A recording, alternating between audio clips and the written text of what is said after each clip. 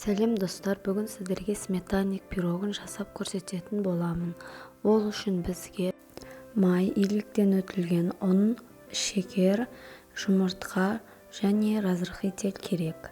Бірінші, иліктен өтілген ұнымызға разрыхитель, құм шекер бәрін салып араластырып алып, үстіне майымызды осылай пышақпен кесіп алып, майдалап,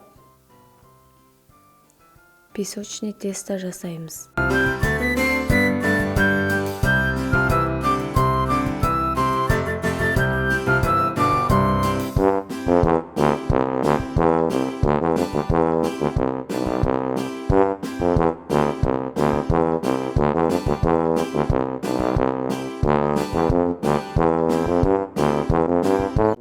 Үстіне жұмыртқамызды салып, қамыр илейтін боламыз.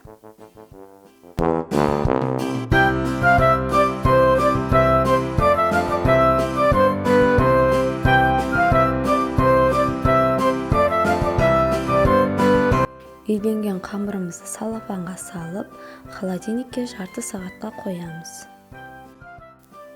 Қамырымызды алып, мен екі бөлікке бөлдім. Бірінші бөлігін осылай тапаның астыңғы бөлігіне жайлап, тегістеп жайып аламыз.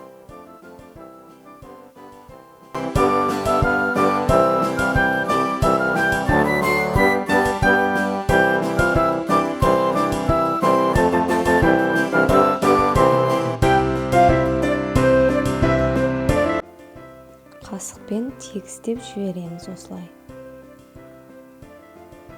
Екінші бөлігін алып, тапаның жанына осылай қоямыз.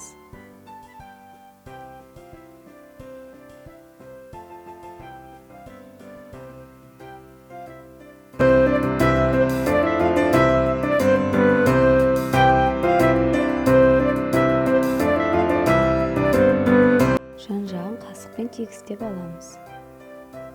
Бізге салмасына жұмыртқа, қаймақ, құмшекер, ванилин керек болады.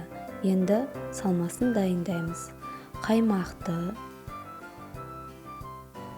жұмыртқаны, құмшекерді және ванилинді үстіне салып, венчикпен немесе вилкамен жайлап араластырамыз. Ұзақ араластырмаймыз.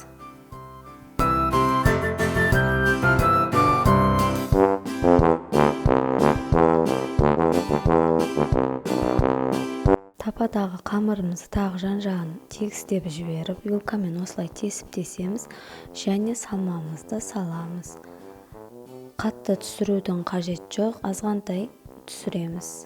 Өйткені қамырымыз көтеріліп, салмасы да көтерілетін болады. Мен 170 градуста 40 минуттай пісірдім. Міне пирогымыз дайын болды. Бірден кеспеу керек.